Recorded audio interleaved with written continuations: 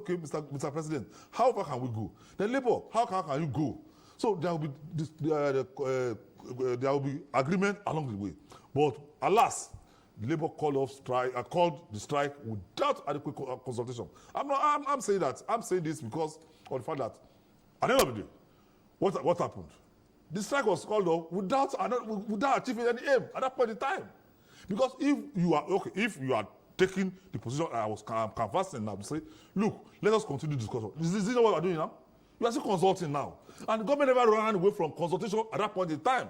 There is a tripartite meeting committee that Labour has representatives there. Okay, let me ask you this. You walked out of the meeting without resolving it and called a strike. Benga, let me ask you this question, and that will determine the next question I'm going to ask you. Okay. Now, from what you have said now, does the NLC president, Joe Ajaero, has the moral right to call the strike, which he did, based on what you have just said? Because you are saying he has correlation of being a politician. Political. Yes. Look, no matter how we look at it, is the president, the elected president of the Nigeria Labour Congress as of today. So he can, in consultation with chairmen of other branches and the National Working Committee or Central Working Committee of the Labour Congress. He cannot singularly call it down. He didn't singularly. He will call it in conjunction with other stakeholders, especially the Central Working Committee of the Labour Congress. Don't you think that was what he did when the strike was to come? That he consulted. I'm not singling him out now. Okay. I'm saying that the entire Labour leadership now supported a candidate in an election that will have 3 or 4 candidates that are contesting. So I'm saying that the Labour Congress in its entirety, especially the leadership now, has worn the toga of politicians. So, but that does not mean that they cannot call. But I'm saying that even at that, you should call with adequate consultation if truly you want resolution of this minimum wage quagmire. I can now ask you this question. Don't you think that what Labour has called for is yielding results with what the government is dialoguing with it? What I am saying is that instead of the unnecessary strike called, they could have continued in that strike. That's what they're doing now. Do you think that the government would have listened to them? Yes, they were discussing. Reporters said that on over 2-3 occasions that workout or the tripartite meeting they were doing. So we're saying that no, look, engage properly. Government, no, this is what we're going. This is what we're going. This is what we have. Okay, after the strike, this is what we are going back to the same thing. So I'm saying that if you want to embark on strike like this, consider so many factors. Consider those who are also in the private sector. The private sector pulled out of the strike to say that, look, whatever government says we're going to do, we can't go beyond this. You understand?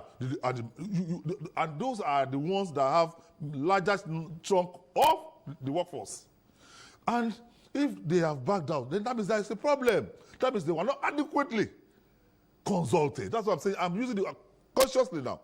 Adequate. Let me ask you this question too, because based on what you're just saying, don't you think that the organized private sector, one way or the other, too, they may think of the socio-economic challenges that may come out of it. But don't you think too, they're also a little selfish if you're looking at it, because they may not want to pay their workers what is adequate for them to have a living wage? Well, I would say this: an average businessman is out to make to maximize his or her profits at the detriment of the worker. Wait, I'm coming. I'll go there. I'll get there. You know that an average, businessman will want to maximize his or her profits. This is what we are saying now.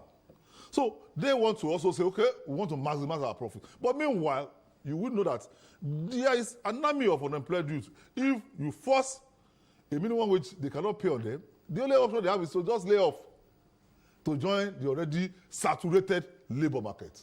Are you not looking at it from that angle? If you force a minimum wage they cannot afford, they will tell you that, look, we cannot pay you, so half of our workforce should go. Okay, is that not compounding the problem? Yes. That's why I'm saying that there should be adequate consultation. Okay. If you consult them well, they'll say, okay, this is what we can pay. So let's even leave the private sector. Look, how many states are paying 30,000 naira now as minimum wage? There are states that are not paying. Even the Labour Party state of Abia State, they are not paying 30,000 naira now. So what have we done there? So if you are going to another, somebody that's not paid 30,000 naira now, you want to now compel the state to now pay times 2 or times 3. How would that work? Okay, now, in as much as I may want to agree with some of the things you're saying, that the Labour is also looking at other areas to say, look, from 615, we dropped it to 494. Yeah. So from the 494, we have dropped it to 250. Now, with that 250, government should be able to still look at it and pay based on the socio-economic realities on ground as of today. Okay, well, Labour is looking at that from that angle. Can we just know what is the population of Labour in Nigeria? According to the Minister of Information, said 1.2 million. Well, we have over 200 million Nigerians. If the entire budgetary allocation will be used to settle Labour, what happens to infrastructure development? What happens to health? What happens to agri? What happens to environmental degradation? No. Even if you have that, if you have 250,000 naira, governments, like I said, how many states can pay 30,000 naira? They now say 250,000 naira. Okay, let's say government accede to that request. Do you know what it takes to pay that? Do you know how many states that will not be able to pay? Even as I were today, so many states are not embarking on infrastructure development. Now look at the wage bill tripling now. So you know what will happen in our states? So we are saying that as a person, I would have preferred a Labour Party that would come out and say, okay, Mr. President, this is the way forward for this country. You understand?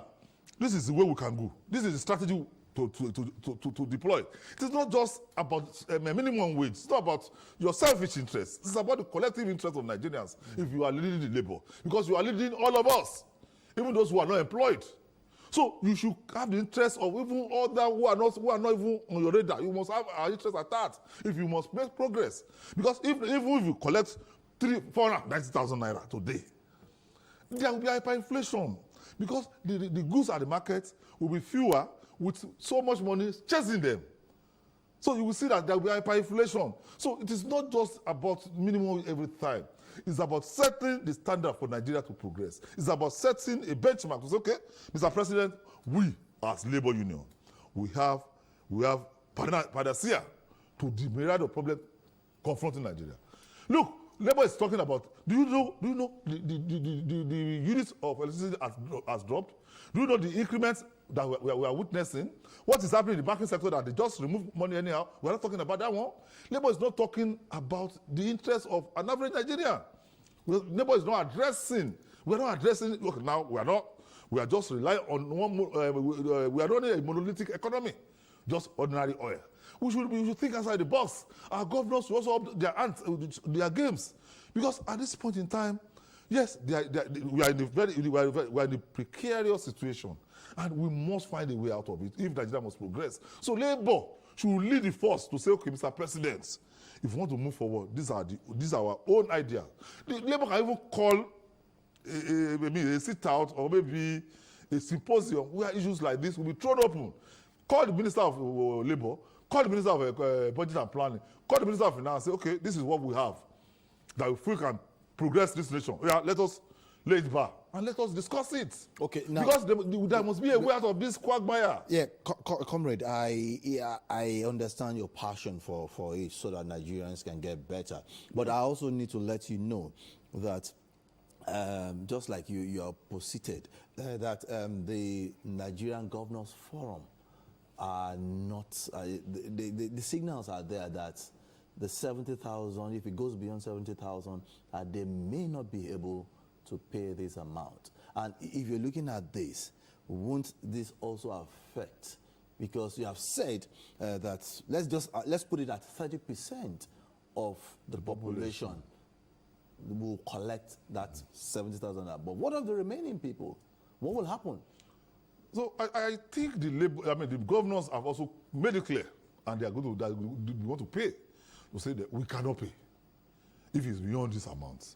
It shows one thing, that our leaders are not thinking outside the box, in the sense that have you really done your mathematics? Even if you are going to do that, when did you agree? Why must Lagos and a state like Osun pay the same amount? It's not going to work. or states like Zamfara pay same thing with Lagos? No. Or Kebbi? No. Bayelsa, Rivers cannot pay same thing as Sokoto? No. So what I expected the forum to have done was to say, okay, classify us into A, B, C states. This one can pay this amount. This one can pay this one. This one can pay that. Don't you? If you say this, Because won't that create another division in the country? we must come to reality with one thing. This is not this cute federalism we are running cannot take us anywhere. There is no guarantee of prosperity the way we are running Nigeria in a skilled form. We cannot run at the same pace. So what indirectly what you are saying, we are saying advocating that restructuring, federal structure, okay, so that everybody will work at its own pace. Okay, like I'm always saying this. I'm always making this analogy. Like in Lagos now, there are bars everywhere, open bars everywhere.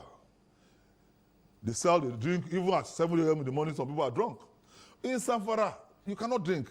Then you will take VAT from those drinks and share it to the Zamfara. That is injustice.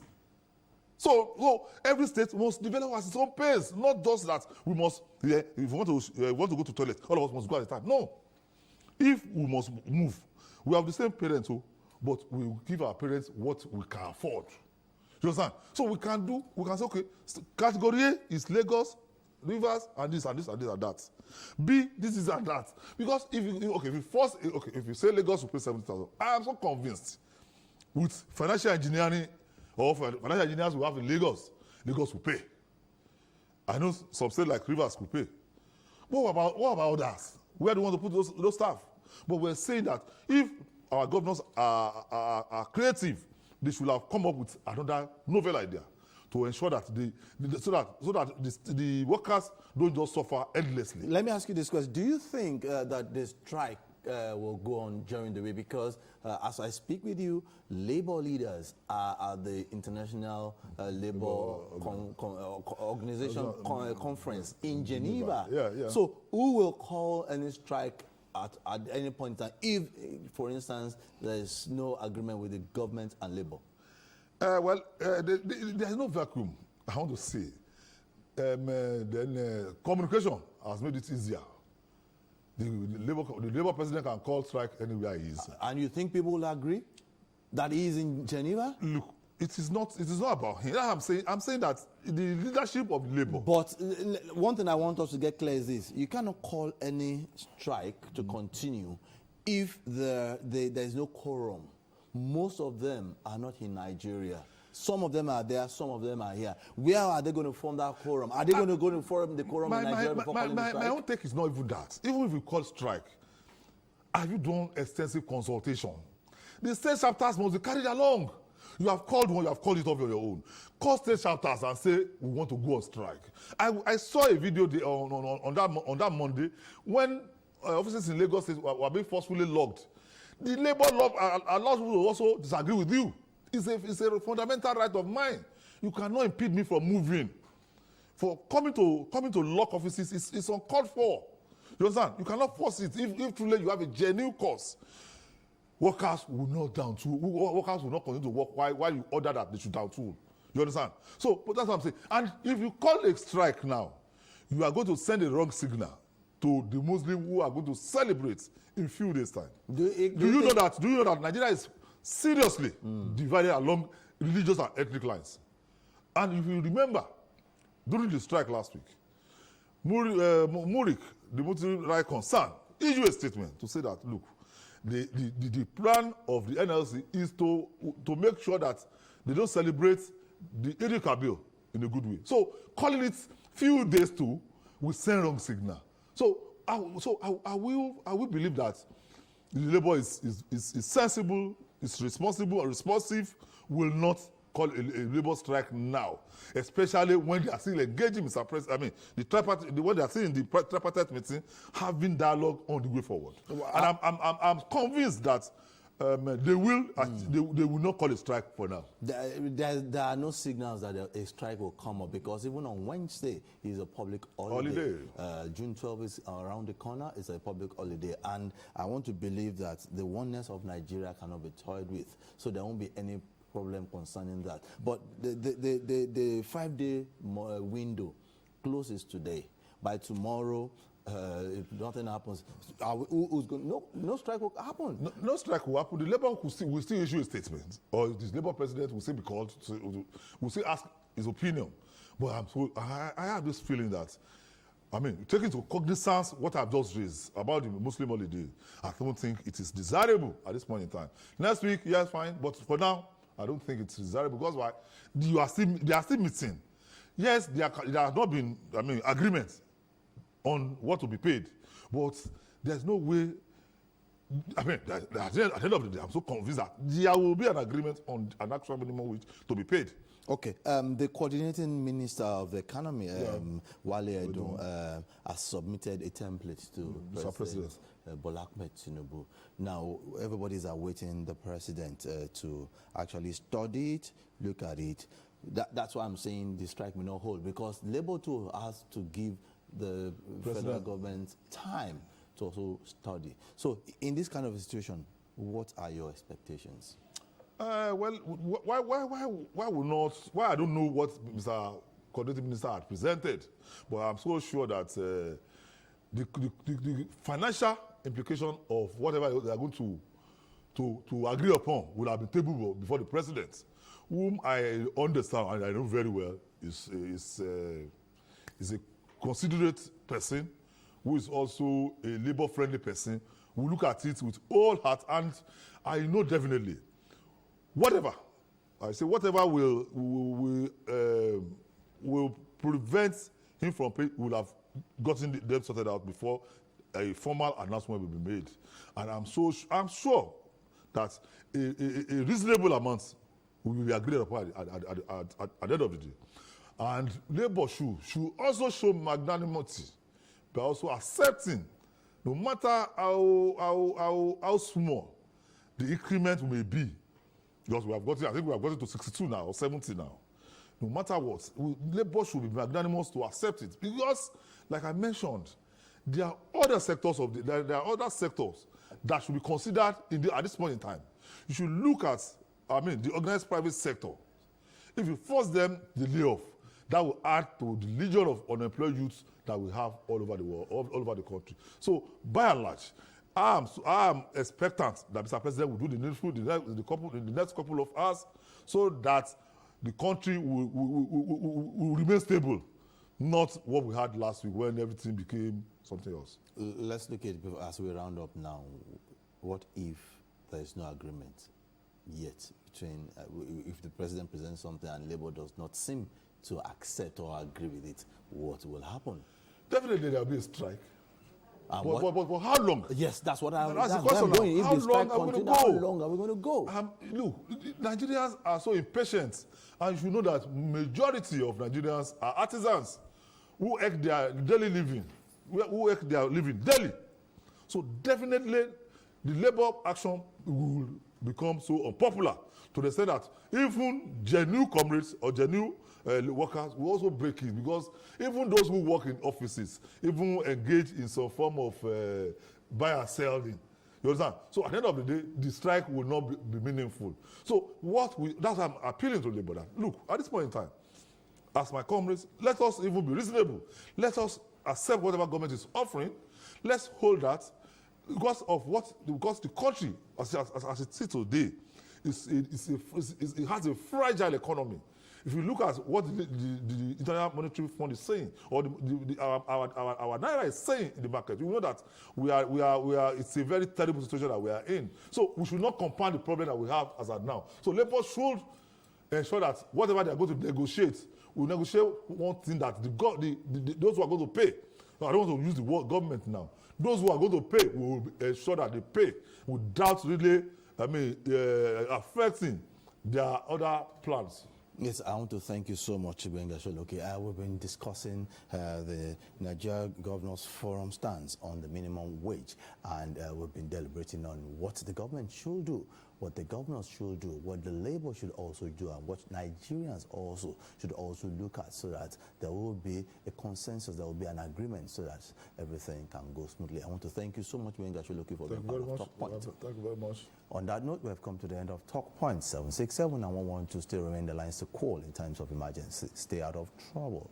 get better, and Nigeria, Lagos State will also get better. So, thank you for joining us.